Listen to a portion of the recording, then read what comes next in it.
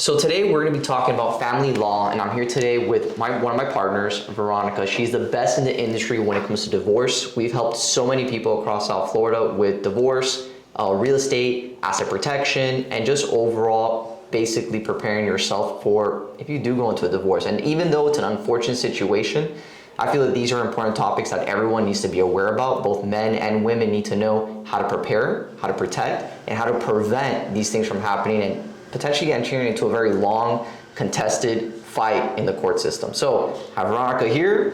You can introduce yourself. Hi, everybody. I'm Veronica Lopez. I'm a family law attorney here in Miami, Florida. Our practice basically specializes in marital and family law, and we go ahead and take care of clients all throughout South Florida. And yeah, we founded in 2017, and here we are today. And that's it, man. I'm excited for this because I know we're gonna drop some gems here. We're gonna talk about a lot about the family law. Now, the first thing I want to ask you. So, I'm 31. Let's say I have a couple kids, and actually, let me rewind that. Let's say I'm 31 years old, which I am, but I'm thinking about getting married. What are things that I should be taking into consideration when it comes to marriage? You know, preparing for that, because we know at the end of the day, getting married is a contractual agreement. It's all beautiful in love, but love can fade over time. Oh yeah. So how can we prepare for that and kind of all right, if worst case scenario happens, how to handle that? So it's important to know if one, you both want children in the future, because that's a topic of conversation that I've divorced people for. Well, you said you wanted kids, but then you didn't want kids. Well, I want kids, and you're 5 years into your marriage and you just wasted your time. So you have to talk about kids, whether you guys want kids or you don't, and you need to establish that from the very beginning. You know, it's mostly to mothers, children are very important. They want a family. The end goal, that's a marriage and a relationship's end goal. Get married, have kids, right? Mm-hmm, it's an end goal. So when you go into a marriage and you either are not sure whether you want kids, then that's something that you need to take into consideration, whether you want to stay with somebody who doesn't know if they want kids or not, you know? So that's huge. If you're about to inherit something in the sense of properties, in the sense of maybe your grandmother or somebody close to you who is very well off will eventually pass away, and you know that you're inheriting a big asset, that asset, if not taken care of the appropriate way during the marriage, and the marriage ends up in a divorce, you guys are gonna have to equitably split it, which is the primary law in the state of Florida, equitable distribution. Every marital asset gets divided 50-50, okay? If you inherit something, and let's say you inherit a house that's worth $2 million, and you guys remodel it using marital money, which means your joint bank account, and you remodel it using your paychecks from work, which are marital. That house, it turns into either having a marital component that needs to be distributed partially to her, or it'll become marital. Let's say if you guys live in it every summer, or you guys live in it, you decide, hey, let's sell our house, let's go live in this one. Now, the house you just inherited becomes part of the marriage, and it becomes an asset. And that goes 50-50 to her and 50-50 for you. Wow. So if you have a prenup, then you can avoid all these things. If you know that you're about to inherit a huge asset, you have to make sure to get a prenup before. Prenups, I feel, are the way that everybody should enter into a marriage. There's a huge stigma behind it because it's like, oh, well, you're kind of mentally preparing yourself for failure. And it's not. It's mentally knowing that and having the peace of mind that if you do go through a divorce, you're not going to spend $50,000, $60,000 battling, trying to figure out who gets my grandmother's house. You know what I mean? So if you know that you're about to inherit something that's massive and it could potentially become a marital asset, or if you own a business and the earnings from your business are placed into your joint account with your wife, and you guys commingle that money, and you give her a part-time position, in your business as the secretary.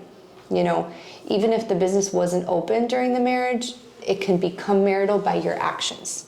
So if you have a prenup, those are all things that can be avoided, okay? Let's say you get a house from your grandmother, okay? And you sell the house.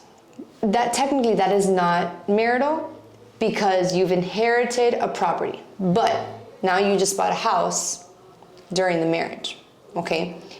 Although that money that was used to purchase that house was from proceeds that were non-marital, but if you go ahead and take on a mortgage on that house during your marriage and you paid down that mortgage from marital funds, you've just given her a half an interest in that house. Wow. So there's a lot of things that can happen absent a prenup, which are detrimental to your case if you were to get divorced. So I have this question, and it's two parts. So first off, what would be the best way to approach having that discussion with your partner about a prenup, number one? And then I think a lot of people don't take into consideration what are the things behind the scenes in order to establish a prenup, which a lot of my clients, people I've worked with, sometimes they're a little apprehensive because there's a lot of disclosures and things that go into it. So if you could touch on that too, because I think the audience would definitely appreciate that. Yeah, so for a prenup, the way to approach it is, and the reason why I think that everybody who gets married should have a prenup is simply for the fact that you're together because you want to be. Not because you have the mindset that it's cheaper to keep her. Because that's what happens most of the time. Yeah. When you have a prenup, you're together because you want to be together. You have nothing to lose. You don't have a house that you possibly are going to have to divide with her. You don't have your 401k that you're going to have to divide with her, or she has to divide with you. You guys are together because you love each other and there's nothing holding you apart. There's nothing that's like, hey, let's not get divorced because, we're gonna have to pay for attorneys. No. My easiest divorces are prenup divorces. Unless they're not done correctly, which now I'll touch up on the point where you just said how this is done. When I do prenups, I draft a document. Let's say I'm representing the wife, for example. The husband is gonna come in and I'm gonna let them know, listen, these are the bank accounts that she has. You have to disclose your bank accounts. I write up the prenup. When I see what assets she has that are considered premarital and I see your assets that are premarital, I'm gonna say, okay, your prenup is done. This is hers, this is yours. If you guys get divorced, we're agreeing to no alimony, that's fine. But I always recommend that the party who I'm not representing go see an attorney. And I want to wait at least 3 months before we sign the prenup, because that gives 3 months is sufficient time for you to either change your mind, or if somebody's forcing you to do it, you're going to react within 3 months. You understand? Mm-hmm.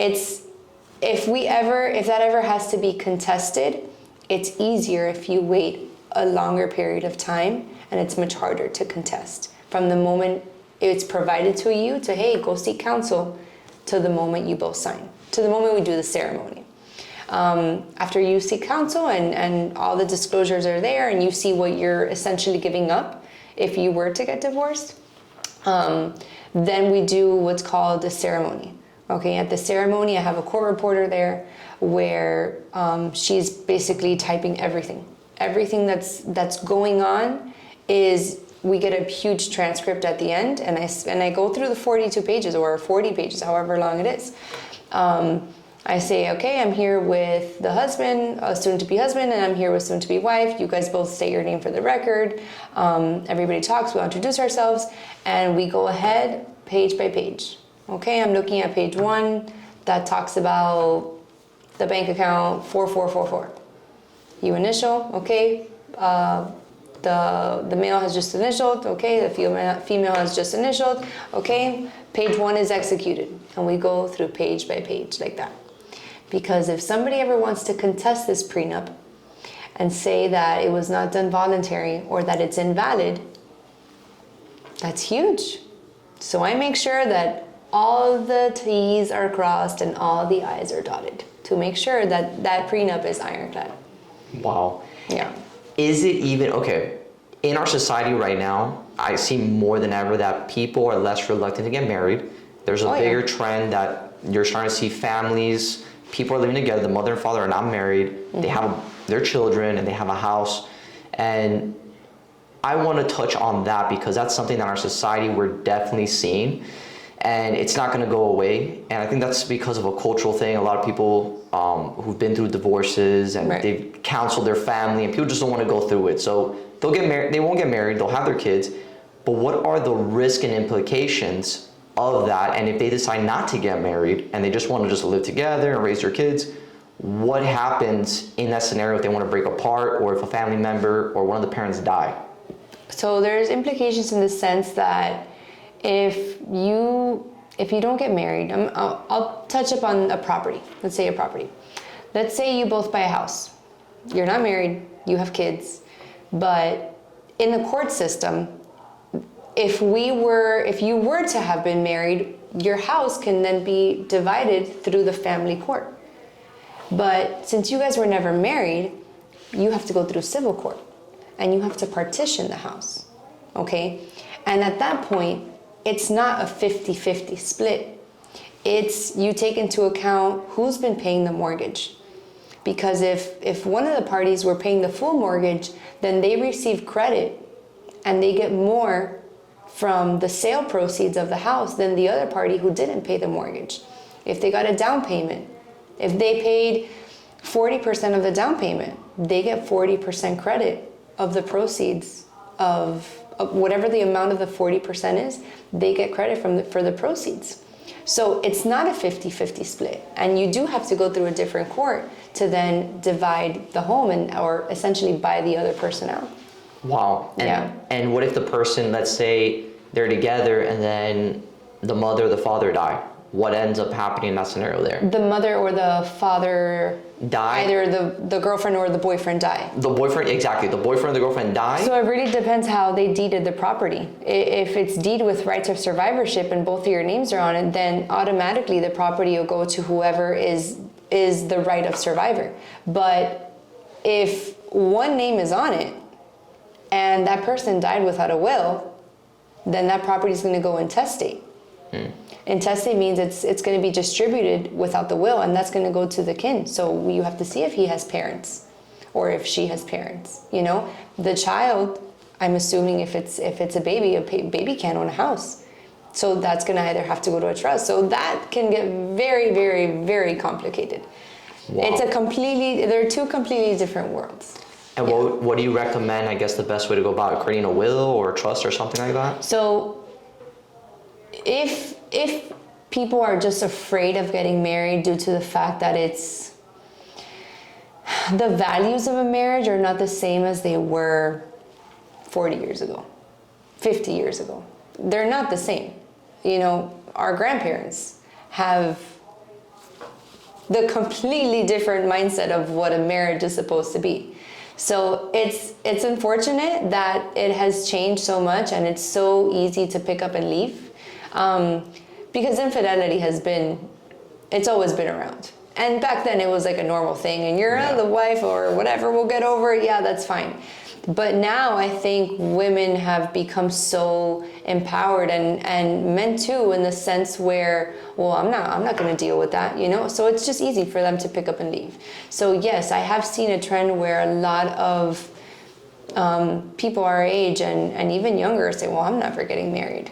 And it's like, you know, that's sad, because at the end of the day, it's a union that could be something beautiful, you know, and that you do want to show your kids that their partnership in life it's a wonderful thing if you do it right and you go in it with the right mindset, you know. But in regards to what should you do, I think it's important that yes, everybody should have a will. And I think it's important that everybody who does want to get married does do a prenup, you know. And the way to go about that, I think, is you say, hey, right now we're in a happy spot. We're in our honeymoon stage. We're about to get married. That's how you should always be in your relationship. Always. Mm-hmm. But we get comfortable and we lose that and it goes away. And I've known people before they were married, during their marriage, and during their divorce. And they're three completely different people. Three completely different people. When you're going through a divorce, sometimes you don't even think rationally because you're thinking with just emotion. So if you can get a prenuptial agreement done when you both are in the right state of mind, when you both are thinking rationally, and you're thinking of, okay, this is fair, you know, then I think prenups are extremely beneficial, you know. But it is a stigma in society, which shouldn't be. It shouldn't but unfortunately it is. So now I started thinking, and now in Miami, a lot of people, and I know even across the whole state of Florida, a lot of people have been moving over here. Mm-hmm. And from New York, California, it's evident. You can watch the news and there's a migration, a wealth transfer. There's jokes about it and everything. Jokes like crazy. And people are coming here. Now, what if you come to Florida and you get married here or you're already married? How are the laws here? Like, what are the laws related to divorce, and what should people know that are out of the state, that are moving here, what they should be aware of? So your marriage in another state is always going to be valid here in Florida. Your divorce in another state is always going to be valid here in Florida. Your divorce in another country will be valid here in Florida. But if somebody is married in New York and wants to come and get divorced here in Florida, the court has to have jurisdiction to divorce them here. So one of the parties have to have lived here for at least 6 months for a court to be able to divorce you. Not both of you, just one of you, for at least 6 months. So you can't come from New York and say, hey, we moved to Miami, it didn't work out, I want to get divorced. But we've only been here for 2 months. Well, you got to go back to New York and get divorced. You can't get divorced here unless you want to wait additional 4 months. But by that time, I'm sure a lot of damage will get done. Oh, yeah. You know? So unfortunately, yes, in Florida, you do have to wait 6 months to get divorced here. Wow. So you're telling me that they have to wait 6 months, or if not, they have to go back to where they were originally located to do that? Correct. Wow. And then, okay, now another question that I have here. So a lot of guys, we have the stigma that in the court system, we're not favored. You know, if you're getting through a divorce, it's impossible. If your wife is going against you, you're going to lose. Like, that's like the stigma, the mindset that's out there. Like, especially here in Florida, you can talk to almost any guy on the street and they're going to say, I'm going up against my wife in divorce. She can practically not even be represented by an attorney and still beat me because of how skewed the system is towards women and, you know, with families when it comes to that. Can you speak on that and touch a little bit from your experience? Yeah, that's absolutely incorrect. The standard in Florida and the best interest of the child is that if both parents are fit parents, you know, notwithstanding that they're not meth addicts, both parents equally should be involved in the child's life. The court systems absolutely favor fathers. It's so sad that stigma even exists. Because it is my opinion, and I highly stand, and I'm a mother, but I think that a father is more important in a child's life than a mom. 100%. You don't have mommy issues. People have daddy issues. It's a thing. It's a fact. It's a fact. And I've seen it, and it's real. It is absolutely real. So I have seen courts ask dad, what do you want? How much time do you want? Every other weekend, every Wednesday. Okay, you got it. All they have to do is ask, and a court will give it to you. Miami is very, very, very, very pro-dad. Unless it's a dad who, you know, you haven't seen your kid in 6 years, and now you're trying to get time sharing because you want to avoid paying child support. That judges will read through you. You know, if you're really a piece of crap and you look like you just don't care and you're just trying to evade support, then obviously it's not going to go very well for you. But if you've been with a person and your child is 6 months old and you want to be in that child's life, and moms are very territorial at first, especially with their first child, and you want to be involved in that child's life, there's no reason why that judge is not going to give you time sharing at all. You see, those are things that we need to know. Yeah. Those are things that we need to know, because a lot of guys will just roll over and be like, there's no point in me fighting. No, and it's sad because they don't know how much they could affect a child not being involved in their life. Kids don't see it as, oh, my dad is busy working, or my dad has a new girlfriend and he's gonna come by soon. No, kids see it as, I'm not loved, I'm not worthy. And that leads to trauma, and that leads to narcissism, and that leads to abuse, and that leads to divorces. So it's a huge cycle.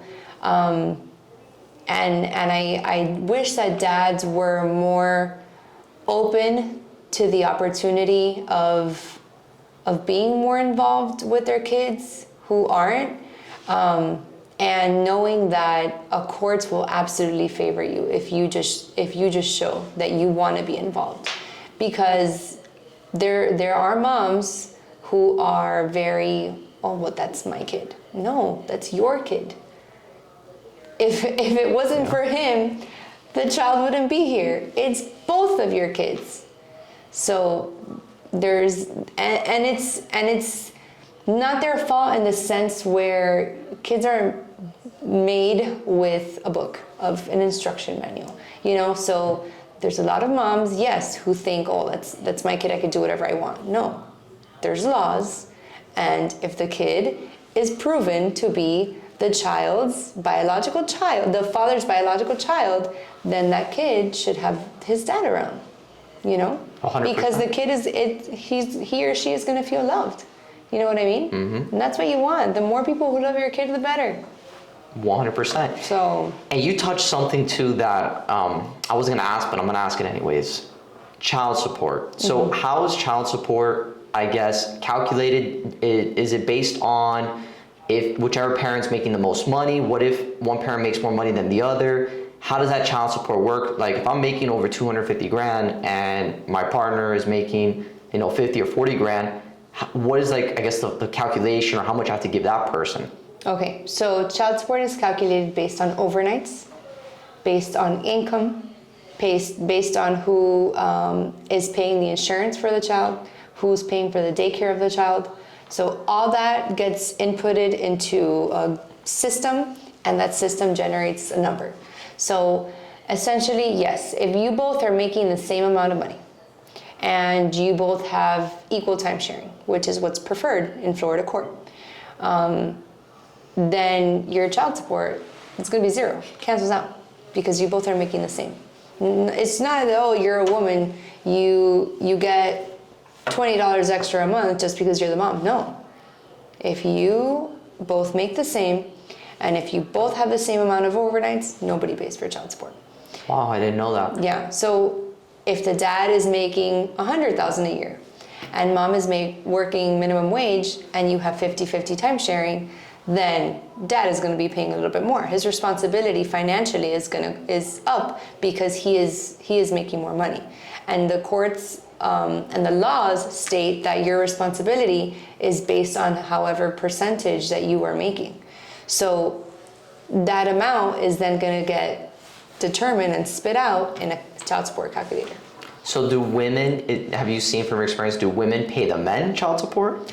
I have cases where right now the women are paying child support, yes. Okay. Yeah, but they're stay-at-home dads. The other one is a nurse and just makes more money than her husband. So it really depends. It really depends on income.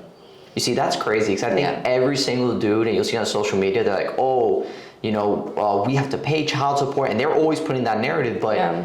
I mean, at the end of the day, child support is the right of the child.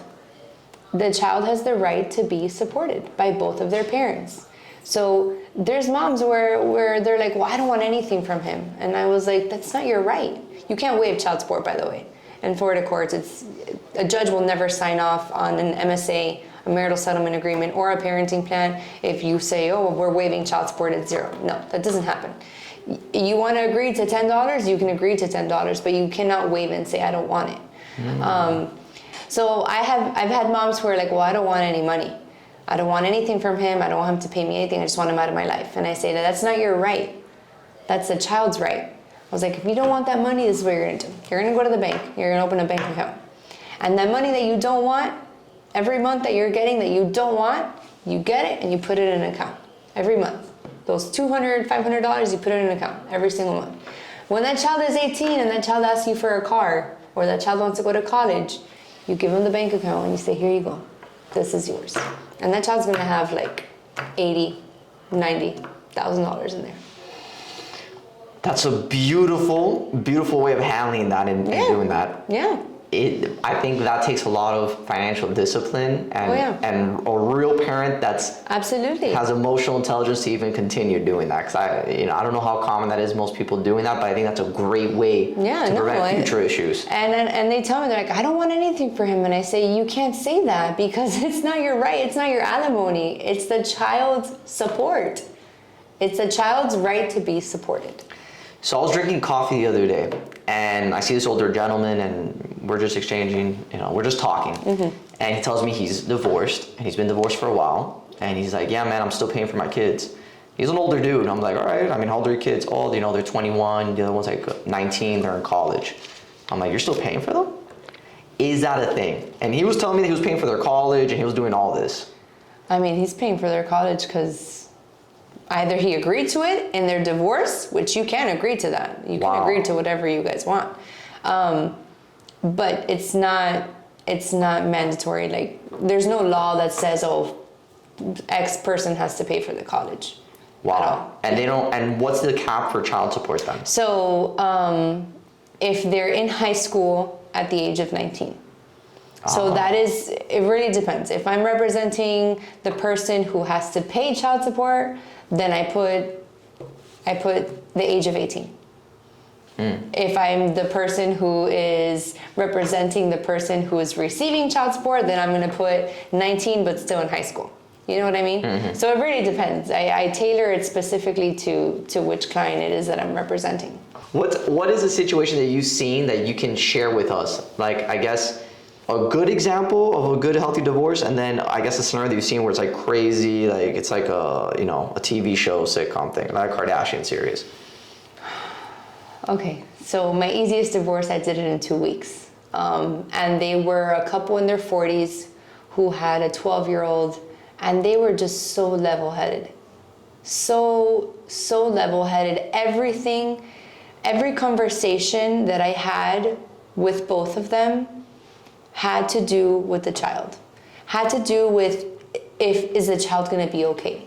So when she hired me, she said, I want to get divorced and I want him to see his dad. His dad is the best dad in the world.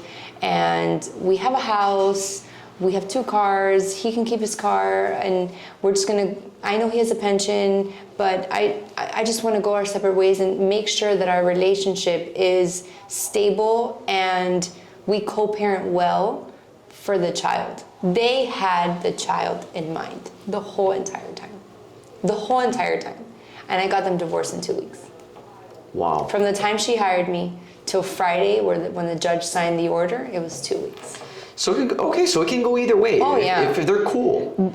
If there's a child involved, there's parents who are like, well, no, I want 50-50 because I'm not paying you more than what I'm supposed to pay you. A lot of people will just do it for the amount of support, but then not exercise the time sharing. And then we have to go back to court and then modify because dad was supposed to have these 50 nights and he did one of them because he knew he had to work when he entered into the agreement. So of course that causes problems between both of them, the kids being affected, and that's just gonna go on. You're spending thousands of dollars on me because I have to go back and fix an issue which I could have been prevented from the beginning if you just would have been a little bit more rational and not thought with the fact that, oh, I might have to pay $50 more a month in child support. Wow. So again, it all goes down to the best interest of the child. If you go into the divorce with the mindset, okay, let's make sure these waters are calm for the child. Let's make sure there's no waves to not disturb the child's life. Let's make sure that you're okay with the pillow of the hypoallergenic that I buy the child because I know he has severe allergies. If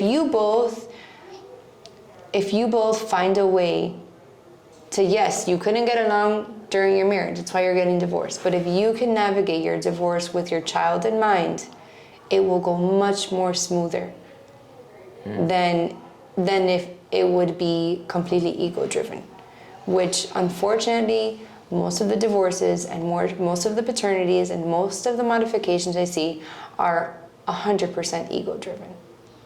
I've had clients who would rather spend thousands of dollars just to have a hearing and get in front of the judge than just pay for an extra plane ticket. Just pay for her plane ticket so she can come bring your kid. That's ridiculous. Yeah, it's very ego-driven. It's so ego-driven, but I'm telling you, when people go through these divorces, they don't think rationally. Because when you enter into your marriage at the stage of, before you're married, you're in your honeymoon stage. Okay, you're about to do your wedding. It's so exciting. If you put in your prenup, okay, and you put, I'm keeping this, we're keeping that, this is how it's gonna go, then you don't have to fight later on because you already figured out your game plan from the beginning. You know what I mean? Yeah, you already ironed that out. It keeps everything clean. I think if people go into marriage like, hey, this, at the end of the day, I love you. It's a contractual agreement that we're signing that's holding both of us accountable to each other. But you're investing a lot of money in each other. You're investing money. Some people are paying off student loans. Absolutely. They're helping each other buy properties. That's another thing that's marital. Debt. If you guys get married and she wants to be a paralegal and get her certification for a paralegal or go to law school. Also, you're liable for that debt too. Even if you are not specifically going to benefit from what you are, because if she's making more money, that income is marital. That debt, that student loan debt is marital. There's extensive case law on that. So you're telling me if I'm gonna marry her and I find out she has over 150 grand because she got some, degree from I don't know where. Well, that debt is premarital. Ah, so that's the difference. So it's premarital, but that debt is premarital. But if you start paying for that debt with your joint account, that debt could become marital. Wow. So then I could be responsible for paying that. Right. And then I've seen it in situations where that debt can become marital. So if I decide, we're married and I decide to go and get my degree in medicine and I pull out 300, 500 grand, whatever it is to get it. That's a marital liability. So at that moment that you get that loan and you're married, now it's a marital liability. So when you go up to divorce, how do you balance that out? Because if I didn't get the degree, how do I pay that? You split it in half. And you gotta pay that? Well, we do an equitable distribution chart. Wow. Let's say we have a house and we have the student loan debt, we have the credit card debts. We split these liabilities in half, and then we split the house in half. And then we see who's gonna receive the proceeds. And at the end of the chart, it'll give you a total amount of how much either you have to pay her or she has to buy you out for, depending on the numbers on the chart. Man, this is a this is a dirty little business here, man. And a lot of people don't know, which is why some divorces are so litigious, because they don't know. They're like, well, I didn't know that if I lived here in my grandmother's house, then I had to split this house with her. Yeah, you're raising your kids there. And it's crazy because student loan, you cannot declare bankruptcy on that. Right. So you gotta deal with that thing. Wow. And then what's a post-nup? So post-nups, right. So let's say you incur $150,000 1 year of school, of student loan debt. If she wanted to, she can have a post-nup done and say, hey, he incurred this loan, but this loan is not going to be considered marital, and you can do a post-nuptial agreement. And you do that while you're married? Yeah, so post-nuptial agreements are done after you're married. So again, if you inherit this huge asset from one of your grandparents or one of your parents, then you can do a post-nup and say, hey, even though this was received through inheritance, and even though we're living here, this house is not considered to be a marital asset. And then you could do a post-nup, and then obviously if you guys get divorced, it's not part of equitable distribution. I think people, man, because that's like it sounds so beautiful to do that, but if you go to your partner and they hit you with that, I can easily see that might even some people might think that might cause a divorce. Right, but then that means that if you do divorce, it's going to be a really ugly divorce, because that's what they're going to go after. It kind of shows you right there the person you're dealing with, if somebody is rational or not rational. Because why wouldn't they want to sign that if they, unless there's a hidden agenda and a hidden interest behind that. And I asked you earlier to give me the crazy scenario, so I want to hear the Kardashian one that you dealt with. No names. You don't even have no names at all. So just that one's sample. very fact specific. But I had one of my clients who married their escort, and just did so many things wrong during the marriage, and now this escort, who is a nobody, is entitled to half of everything of his, when she's done nothing. And he is in shock. He's like, how am I going to give her this? And I was like, well, you brought her from this country, and you've supported her, and you had 2 children with her, and she's never worked a day in her life, and now you have to give her alimony. And I know you make $4 million a year gross, so we have to get his net income, and you're gonna have to pay her for at least durational alimony and rehabilitative alimony, so she can start working. She doesn't even speak a lick of English. Wow. And you're gonna have to pay child support. So it's, now he has to split this house with her. Talk about winning the lotto there, huh? If he would have done a prenup or a postnup, we'd be talking about a different story. I've had people who have come to my office and have brought me postnups, okay, ready to sign, and they're like, he told me to sign this, I just didn't know if I should sign this, I'm just seeking, some advice. And I'm like, well, this is a postnuptial agreement basically saying that you're not entitled to anything. Do you guys live in this house? Yeah, we live in this house. Okay, he's saying that you have no interest in this house if you get divorced. And he's like, she's like, we live there. And I was like, okay, do you know what this means? And she's like, no, what is that? And I'm like, basically saying that you have no interest in his business if you guys get divorced. When did you guys open the business? And she's like, oh no, we opened it last year. I'm like, how long have you been married? Oh, 14 years. So of course, if they get divorced, that all would have been split in half. Yeah. He went and filed the divorce that same day. I asked her, I was like, he wanted you to sign this, but did you guys meet with anybody? Did you meet with an attorney? Yeah, the attorney told me to come to the office, pick up the form, sign it, and then bring it back notarized. I was like, okay, you haven't had a ceremony for this postnuptial agreement? Have you discussed this with that lawyer? No, the lawyer just told me to come pick it up. I did the divorce for her because I find out she was living in Miami, but I filed a divorce in Broward. He had filed the day before. That's dirty, man. He filed the divorce the day before.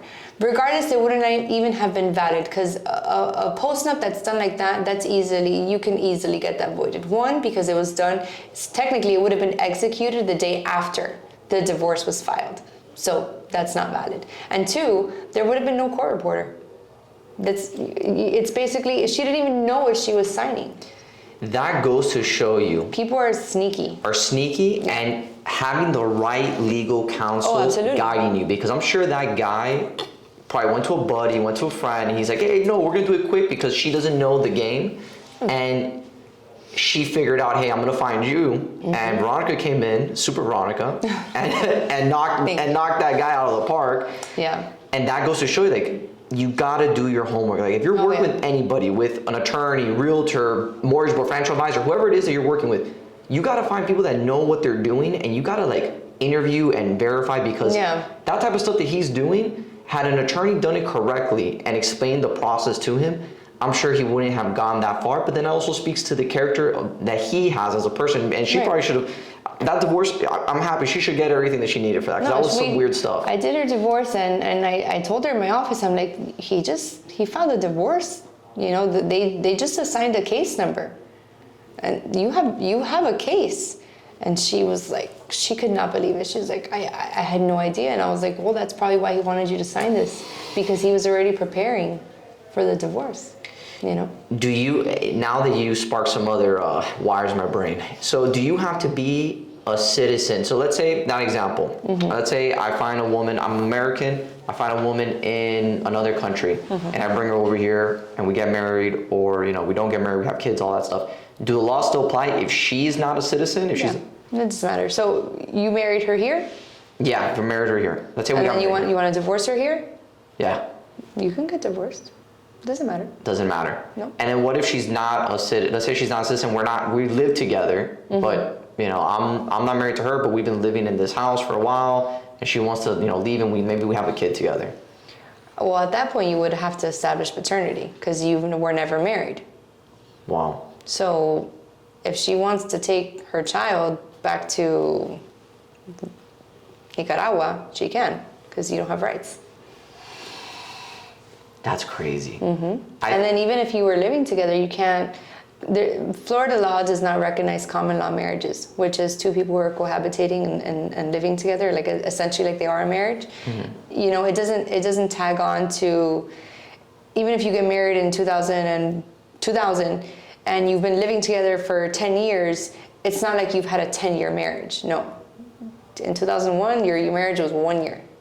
Those 10 years did not count. Florida does not recognize common law marriage. Okay, so that's good, because there's a lot of people right now renting, living with their partners because rent's too high. And, and that's fine. That's fine. So common law doesn't apply. Okay, so then they're fine. Okay, so there's no common law marriage in Florida. All right, so I'm excited that we have this interview. I think there's a lot of gems we dropped. And before we wrap this up, I want to say thank you for being here, for sharing. Thank you for having me. No, the pleasure's mine. Giving the spotlight and informing the audience and the people out here, especially in our community, who don't know what family law is, don't know the court process, how it affects your life in every single aspect. Oh yeah. I think this interview was like fantastic. We touched on everything: real estate, asset protection, the crazy Kim Kardashian story, example. So I want to wrap it up, and you can just give, plug yourself in there and share your information that people can reach out to you if they want to work with you in the future. Okay, so you can always reach us at our office at 786-LAW-V177. And our intake team will be happy to answer any questions, or if you want to make any consultations or schedule a legal strategy session, which we do offer, we'll be happy to help you. And I appreciate that. I'm going to have the information down in the description below with her contact information, email address, social media links. And if you guys need any help and you're going through this process, don't go through it alone. There are people out here that know how to do this. We're a team that's experienced in this space, and we're not scared to represent and protect you both on the real estate side, the financial side, and also on the legal representation side. So if you enjoyed this video, like, share, and subscribe, and click the notification bell to get more information and more interviews in the future. So thank you. Yes, hopefully.